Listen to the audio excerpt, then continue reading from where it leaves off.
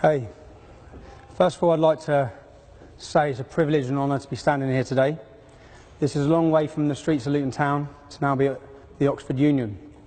I think it's a good day for freedom of speech. You've all heard, I was getting called a little fascist as I was walking in here.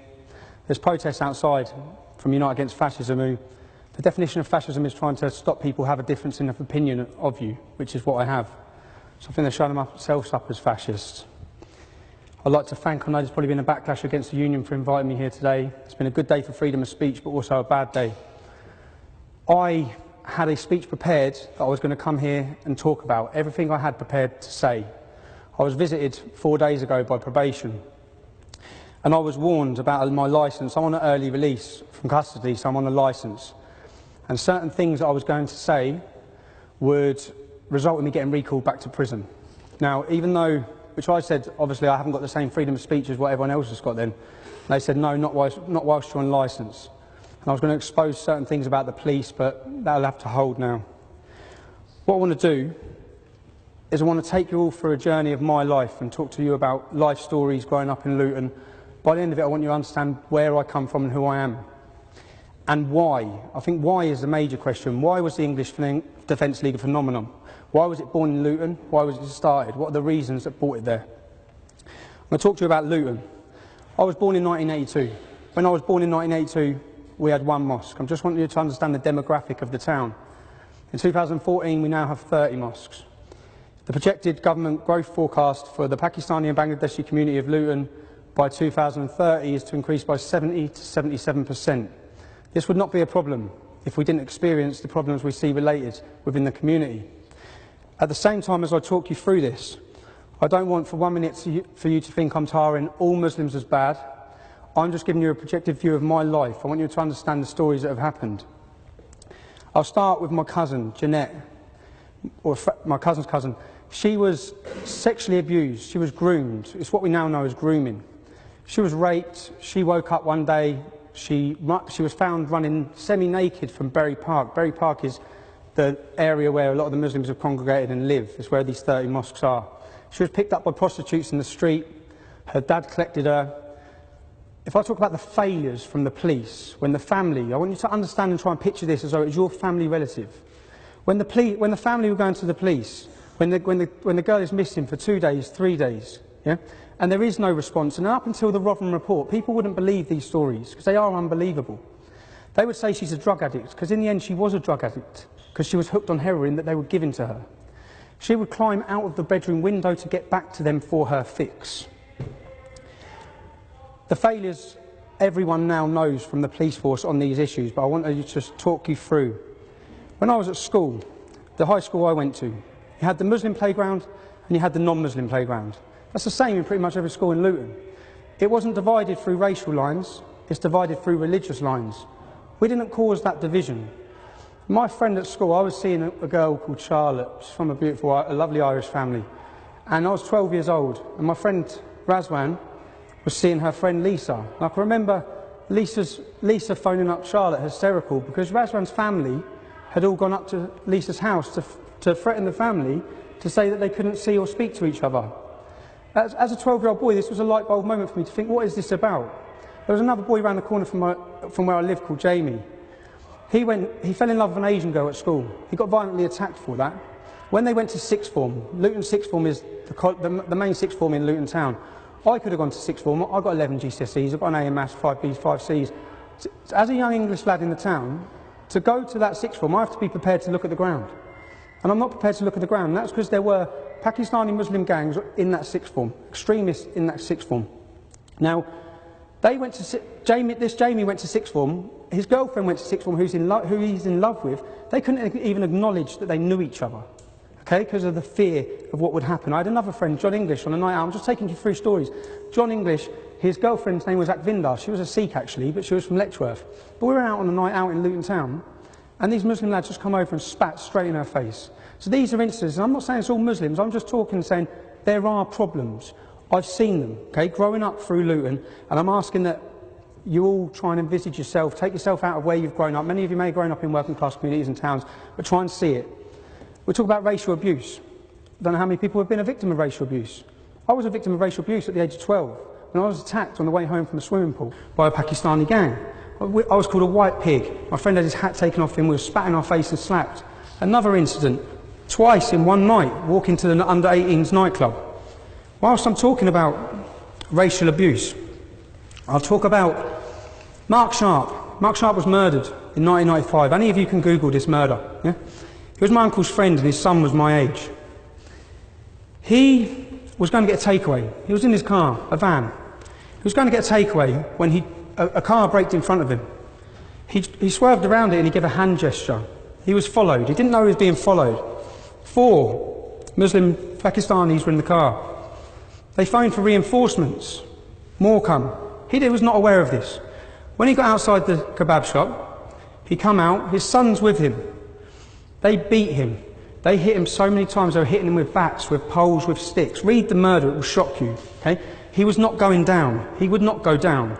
One of them jumped up in the air with a knife and snapped it off in his forehead. He survived for 3 days and then he died. Many of his friends, and what I'm trying to envisage and ask you is that you just take yourself, think of this is someone you know in your family, this has happened to. The judge in court said, you can take, if you wish to a verdict of manslaughter, you can take into account the fact that he aggravated them enough to make a young Asian male act in this way. They got 4 years in prison for that, if you want to talk about justice. That's not justice. They were out within 2 years in the town of Luton Town. Most of the people in Newmark and his friends left Luton after that incident.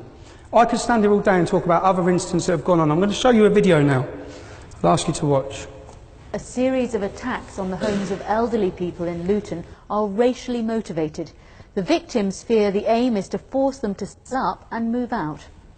This is the latest attack, a beer keg thrown through the window of a 74-year-old great-grandmother in the middle of the night. It's the 3rd time it's happened. The last was on Christmas Eve. You can imagine Christmas Eve and somebody flinging a brick through your window, how it felt. When everything's supposed to be jolly and happy, you feel down, innit? And they are flinging brick through my window and run. They are cowards. In the next street, another couple who've been targeted repeatedly. At night time, I personally can't sleep. And you don't know what next they will do. You wonder sometimes if they're going to put petrol or boom or something through the letterbox.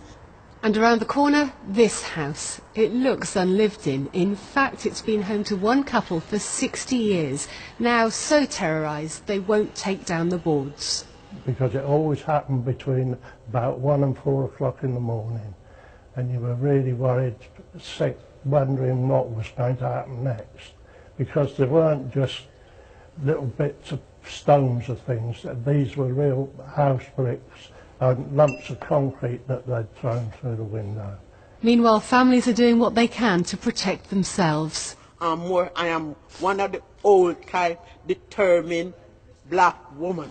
I am not going nowhere. If they don't like me here, they can go. I'm quite happy where I am. Scared, but most of all angry, they're not moving. Now, again, maybe take it to the community you live in. You know these people, because I know the Palmers and I know the Howards. Yeah? You can imagine eruptions these sort of incidents cause in your community. There was actually 30 people's houses that were attacked at these times. There was 88 attacks before the police acted. The way we see, what we're seeing in the Rotherham report is it shows the police inability, conspiracy with the police and different organisations, social services, where they downplayed it and suppressed it because they didn't want to be deemed as racist. Yeah? So crimes went up, they facilitated the rape of a generation of kids for 20 years due to not wanting to be called racist. Similar things, when the police haven't acted, they haven't acted in towns and cities and communities like Luton for incidences like this. That's what, again, what you understand is, I know those families. I remember these times when these things were happening. And if you watch the actual video, the Howards, it was Muslims that offered them support. It was Muslims that offered them help. I'm not painting a picture. All Muslims want them to move out of that community.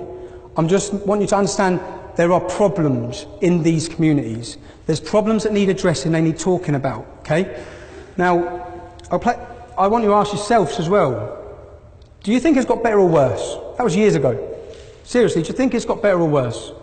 It hasn't got better, okay? I'm now going to show you a video from 6 months ago. Yeah, just talk me through. Tell me the story. Okay, well, about 5 years ago, I got rid of my car, and I became more prominent in the streets of Newham, and I started noticing people growling as they would pass me, or people were spitting very close to me in the streets. And after about a few months, I realised actually they're spitting at me, and I faced quite a lot of anger. I faced quite a lot of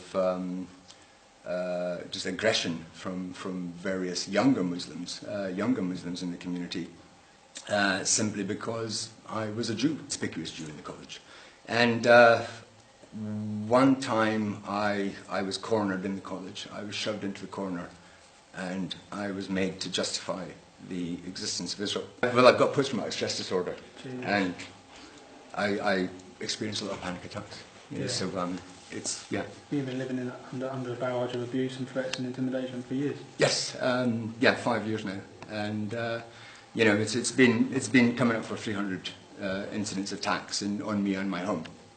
And it probably wouldn't be so bad if I knew that, you know, maybe the authorities would have my back, but unfortunately they don't. I do think every morning, you know, I'm still here, and I go to bed at night. I live today, you know. I've seen the image of your property. It's like Fort Knox now, yeah? Yeah, I mean, my friends that, I mean, I had to stop my friends coming to the house because I couldn't guarantee their safety. So I never have friends at the house. I always meet my friends outside. I can't have family to live with me because it's too dangerous. I live in... See, this is 2014 in the Borough of London. 2014, do you know what it's like to see a grown man brought to tears? Do you know how many families I meet that are brought to tears in Luton and towns like that? The reason why I'm showing you these videos, I want you to understand this is real life. This is not made up. When we're talking about issues and the reason why we're passionate about these issues, we're not making it up. And at the same time, he's the first to say the vast majority of Muslims are not involved in this in any way. But there is a problem. The reason why I met him, I've been talking to him for 5 years. A lot of people then, with the English Defence League, they don't go to the police anymore in towns like Luton. They contacted us to talk about the issues, talk about what's happening with their families, how they're feeling persecuted, etc. I went to meet him because he's moving to Israel, because he feels he has to move to Israel if he wants to be safe. His only crime is that he's Jewish, and he's living within a Muslim ghetto. And now, as we're talking through, we all remember September 11th. I think everyone should remember where they were on September 11th. I was at Luton Airport on my apprenticeship. I remember everything. And then I remember getting a phone call again about Luton sixth form from a friend who was at the sixth form. That's the age I was at. I was probably 18, going back to then, saying that Muslims were cheering and celebrating. Now, a lot of these things may sound unbelievable. Yeah? When I then went to my local shops in my estate, I see Magnificent 19 posters across the estate, yeah, glorifying these people. On the first anniversary we saw in my hometown of Luton, imagine this is your town where you live. You've got posters glorifying terrorism. You've got billboards. As you walk up your street, the billboards are now painted over. Anything showing a woman's flesh is covered up. This is all to fit in with Sharia. And it's from certain sections, a minority, but a dangerous minority within the town. I want to take you through and I want you to try and understand, as me growing up, the changes I'm seeing, they're not for the good, okay? They're not for freedom. So this will just show some posters. That's the covering up and billboards, the Magnificent 19 posters on a phone box. At this same time, at Icknield High School, many of you may remember the girl who wore the full base belt in the cab to school. Sherry Blair represented her. Yeah? When she left there, when she got kicked out of that school for doing that, she went to the school I used to go to, Putridge. But her brother was part of Al Mujahideen, an extremist organisation. They used to protest outside the school all the time, this Icknield High School. They then had, at the same time, every year, they're outside the school handing out leaflets saying Christmas is a sin. Children are just trying to go to school, trying to paint a picture that things are going on across the town at this time. Now, what I'll show you now, this is a newspaper article. If you want to take one of them and pass them around, people can read them themselves. This, I feel, is very important. I think it's very important to show you where we were at in the town. This newspaper article is from September 2004. You're going back 10 years, okay? I was 21 years old. Anti-terror rally. I organised this rally when I was 21 years old. I made these leaflets, okay? This will show you that the English Defence League may have been born in 2009. There's a reason. There's a history behind it. When the Beslan massacre, remember the Beslan massacre? The school children were lined up and murdered by Chechen terrorists. They killed loads of kids in front of their parents. I remember watching that. And then I remember watching an interview of a Muslim from Luton. His name's Saif al-Islam, it means Sword of Islam. He was a part of this organisation called Al-Mujahideen, and he said what happened at that school was justified. And it's justified if it happens in a school in England. That is when I started reading, learning, and looking into who this group were, Al-Mujahideen. I doubt many people in 2004 had heard of them. Remember, this is before 7/7. This is before terrorist atrocities on our shores. I found that Omar Bakri and Abu Hamza, we all know who they are now. They were based in my town, in Luton. They were based there. Their head office was on Biscuit Road. I started looking, researching. What I found terrified me. And once my eyes were open, I couldn't close them to this issue. I made these leaflets. In these leaflets, it's clear. Leaflets circulating in Luton before the demonstration, which started at 1 p.m, described it as a peaceful protest to stop terrorist recruiting in the town. Headlined Luton Taliban, no thanks. It said Luton residents demand the police and council act now. Close down Al-Mujahideen's head office in Biscuit Road. Stop Islamic extremist recruiting in the town centre on Saturdays. Clamp down on racist attacks on white and black lads by Muslim gangs. The leaflet claimed Islamic extremism is running out of control in Luton. Muslim fanatics celebrated September 11th outside the Galaxy Centre. Al-Mujahideen supporters of global terrorism are based in Biscuit Road. Luton's Muslims are attending Afghan terror training camps. Magnificent 19 posters glorifying suicide murderers. Churches are being firebombed. Beatings and stabbings of young whites are going on all the time. The demo literature also claimed that members of a Muslim gang, the Gambinos, are more interested in making money from drug pushing and pimping, but they are becoming increasingly close to religious extremists. This was in 2004. If you want to research and go on Google, you will find a national newspaper run an article called Chemical Jihad, which they actually named that same gang 5 years later, saying that they are linked with Al-Qaeda. They are using heroin as a jihad against non-Muslims. What I want you to read by that and understand by that, Al-Mujahideen are ISIS. That is ISIS. That same mindset that is terrifying the world now. The Home Secretary said 4 days ago, ISIS is the biggest threat to this country in our history. Okay? That is the same threat. I may not have said it in a posh voice. I may have said it in a different way. We understood who these people were, what their thoughts were, and how dangerous this ideology was. You have to remember that this was before 7/7. 7/7, the terrorists collected their bombs in Luton. I want to bring it home to you again. This is your town. They collected them from a suspected Al-Qaeda operative called Q, who works in a chicken shop in our town centre. He was also the main mind behind the fertiliser bomb plot. I want you to realise that we share a space in Luton. Okay? If we have terrorists, they're not from millions of miles away. We have to live with them. The Stockholm bomber came to Luton from Sweden as an innocent Muslim. He was targeted at Luton University by this group, who we have been warning about now for 10 years. He was targeted, he was radicalised, and he set off and blew himself up. He lived 3 doors from my auntie. That group of extremists that I'm talking about were on Luton University in Freshers Week. You're at university, many of you. First time away from home. When people are vulnerable, they're weak. You have organisations playing on them to manipulate their mind, change their whole direction in their life, and turn them into killers. In this leaflet I say, the council and the police are doing nothing. That was your warning in 2004.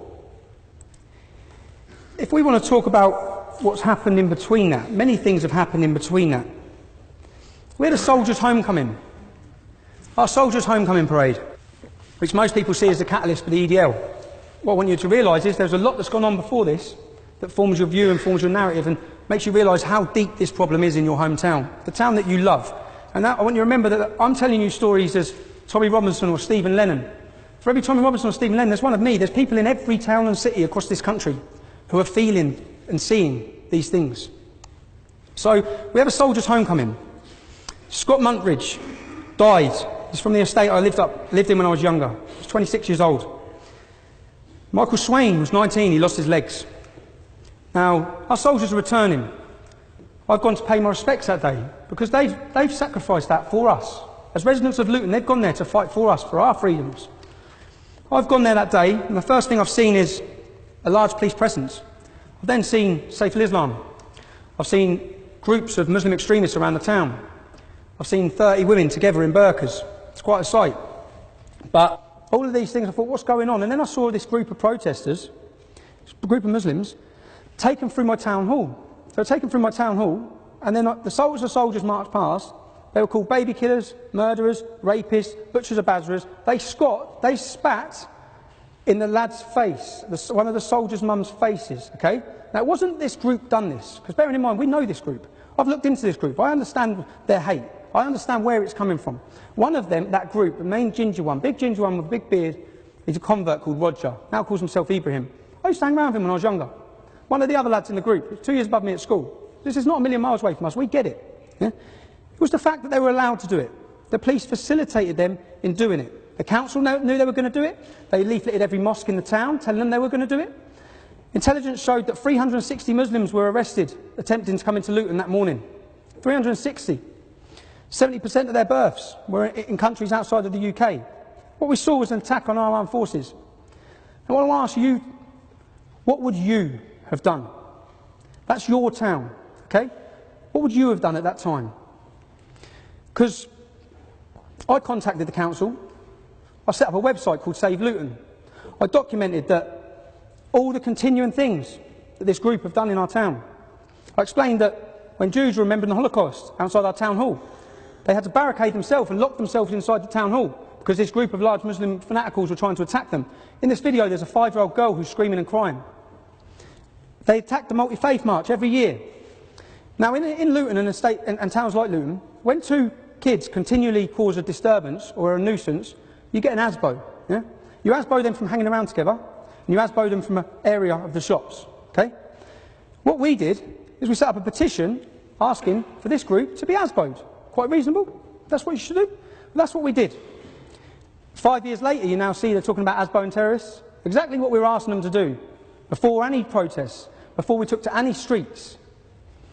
Now, we know the police suppress what's going on in the town. We know the Labour councillors, you've seen it with Rotherham, are hiding the facts. We know what's happening in our own town. As I've said, we've foreseen ISIS. We've foreseen all these issues that are going on because we're living it. We're living amongst it, we're breathing it, it's where we live. And we decided then, every community in Luton is allowed to celebrate their identity and their culture. We have St Lucian Day. When it's Paddy's Day, my mum was a Paddy, but when it's Paddy's Day they have a 3-day festival. We have, when it's Eid, if you want to see any Muslims, come to Luton for Eid, because you will have fairgrounds, you will have the biggest celebrations, everything. St George's Day, our day, okay? And I'm just trying to talk to you about how we feel in the town. So, it comes to St George's Day, Icknield School, the same school that the girl tried to wear the niqab to, sends a letter out to all the parents. If anyone brings in the emblem of St George on St George's Day, you will be suspended and sent home. The same school, when Pakistan won the cricket, encouraged everyone to celebrate with Pakistani flags. The message this sends to our kids is they should be ashamed of being English. They should be ashamed of their identity and who they are. Now, this happened 3 weeks after, and then the headline in our newspaper, St George's Day parade banned. We were supposed to have a parade for the first year, banned. It was at that point that we said, which again I'll ask you, what would you have done? Okay? What would you have done? Every time your town's name is dragged through the media and the press, it's linked to fanatical jihad terrorism all the time. This is our town. It's where we love. We want to feel safe. This group, when you read what they stand for the destruction of this. They stand for the destruction of my family, your family. All of our families now dedicated every day. And I'll try and change it for you to people to understand. 75% of Luton is non-Muslim, okay? Let's reverse the roles. Let's make 75% of the town Muslim, 25% of the town white. And in this complete white non-Muslim community, you have got hundreds of the world's most feared Nazis. And they have got pace tables set up, and they are promoting hatred against everyone that is not white. Okay? Do you think that they are a small group that's going to be ignored? Because that's all we hear. No one listens to this group. Ignore them, ignore them. In fact, 60% of the people in terrorism are ex-members of Al-Mujahideen. People do not ignore them. They are dangerous. Now, sooner or later, you would see the hate coming out of that little area and coming into your community. You'd witness it. That's what we've witnessed. We have witnessed it. We see the hate. So all this time, I set up an organisation called the United People of Luton. Now, when I'd done this, I named the gangs. I named the heroin. I named their shops. Now, I was 21 years old. Some people would say quite naive. I was a 21-year-old lad with an attitude about what I saw, and I didn't want to back down to it. I don't know how many of you have been laying in bed at 3 o'clock in the morning and heard the sound of smashing glass. It's not nice when bricks come through your window. In response to that, I was the target of all the major Pakistani Muslim gangs in my town. I was living at my mother's house, okay? So when this happens, Soldiers' Homecoming, many of you ask why, or people try and belittle me for using a different name, covering my face. I know what's coming. I know what's coming for standing up against these radicals. It's not the radicals that were targeting me, it's the Pakistani street gangs that were targeting me. If you read the 2009 newspaper, you'll realise why. Because the trade between the street gangs and the fanaticals, and the terrorists and the extremists, is combined, the sale of heroin. Now, we set up a group called UPL.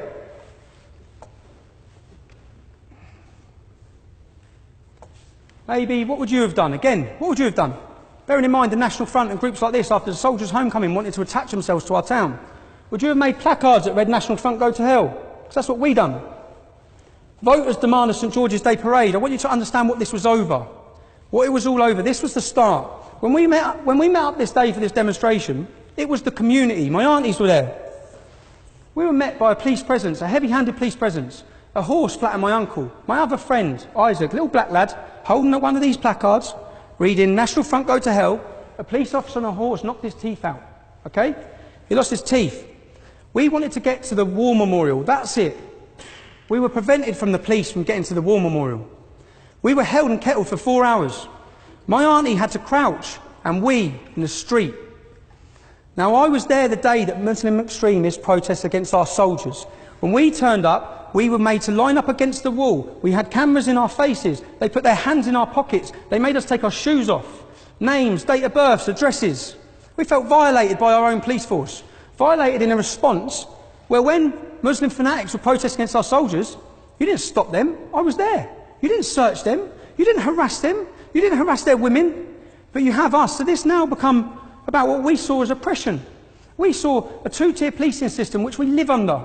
Where there is an Islamic community, it's maybe not the fault of the Islamic community, but where there is an Islamic community, the police tiptoe around certain issues. We've seen it. You've read it with the Rotherham report.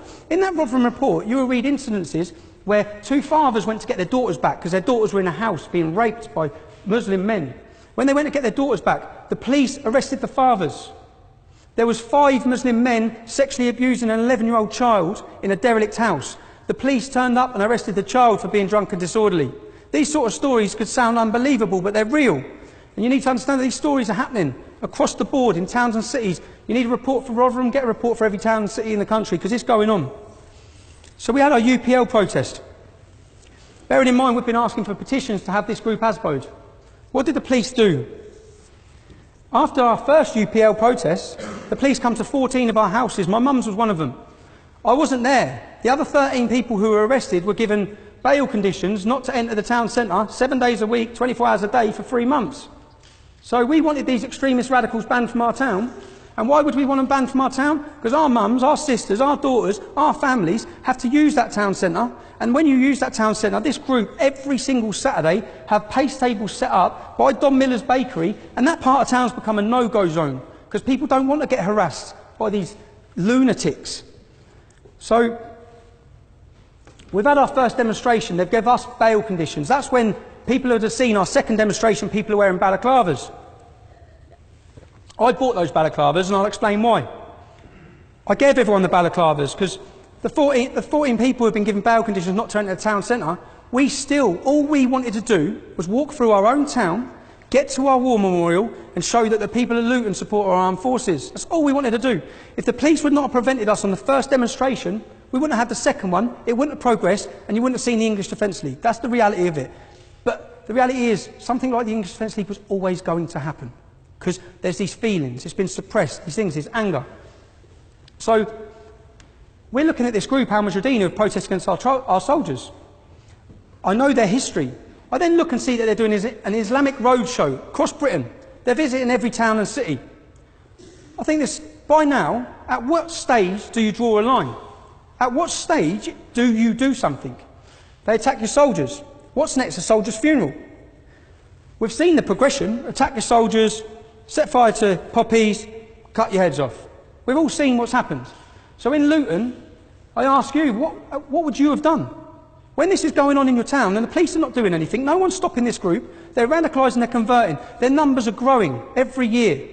At what stage do you say enough is enough? We have to highlight and tackle this group. I'm now going to show you why the UPL become the EDL.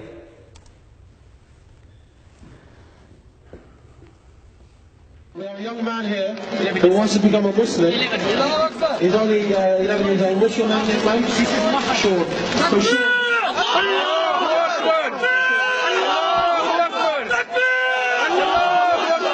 Pause. Sean here is going to become a Muslim. Going to repeat after me. Ashhadu an la ilaha illallah.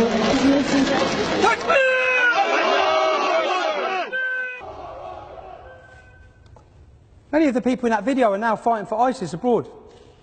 What they're doing there is they're outside Birmingham Bullring shopping centre.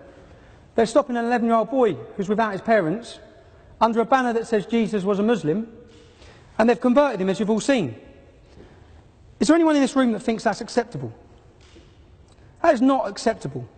Could you imagine the reverse if hundreds of radical Christians converted an 11-year-old Muslim child walking through the city centre without his parents? There would be uproar.